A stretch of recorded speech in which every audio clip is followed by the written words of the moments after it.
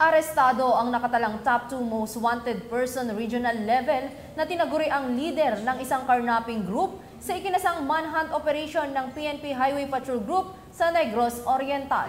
Hindi titigil ang pambansang pulisya na tumugon sa anumang reklamo o sumbong ng mamayan at hinihikayat din nila ang publiko na huwag mag-atubiling lumapit sa pinakamalapit na himpilan ng pambansang pulisya para sa agarang pagresolba sa problema. Narito ang report ni Patrolman Mark Roland Piriciano. Sa mabilisang aksyon ng HPG Negros Oriental, huli ang isang lalaking sangkot sa kasong karnapping at robbery with violence and intimidation of person na kinilala na si alias June na taga Cebu na leader ng Mendoza Carnapping Group na napag-alaman na nag-ooperate at nang bibiktima sa Metro Cebu hanggang Cebu Province. Ito nga ang naging panayan ni Police Executive Master Sergeant Aurelio L. Bodo sa nasabing operasyon. Nagkaroon po tayo ng operation together with the Tanay City Police for the recovery of a reported stolen last May 30. Nawala po ito noong May 30 sa may barangay Tugas, Tanay City. Receive po tayo ng information na nakita po yung motor nagtatraverse sa may National Highway from Tanay going Amlan.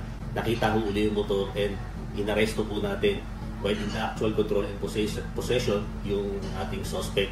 So, na-file na po natin yung complaint for violation of Section 3 of RA 10883 and nakakulong na po ngayon yung suspect sa Tanay City Detention Facility.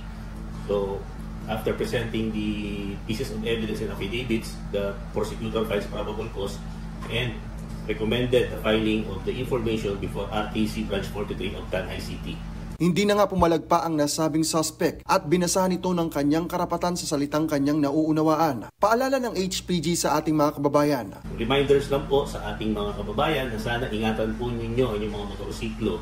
Lagyan nyo po ng mga secondary locks. Kung ito iiwan nyo lang sa labas ng inyong tahanan. Kung hindi po siya nasa loob ng gate, be sure na nakalock po ito and mayroong secondary lock.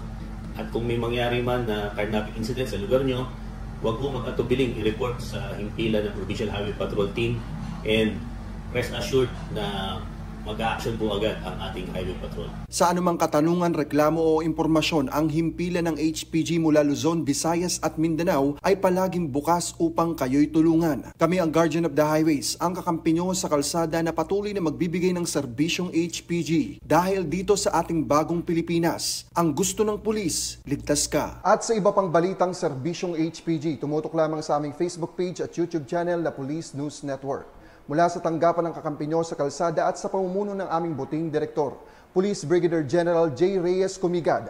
Ako ang inyong PNN Correspondent Patrolman Mark Roland Piriciano para sa Police News Network. Alagad ng batas, tagataguyod ng balitang pulis.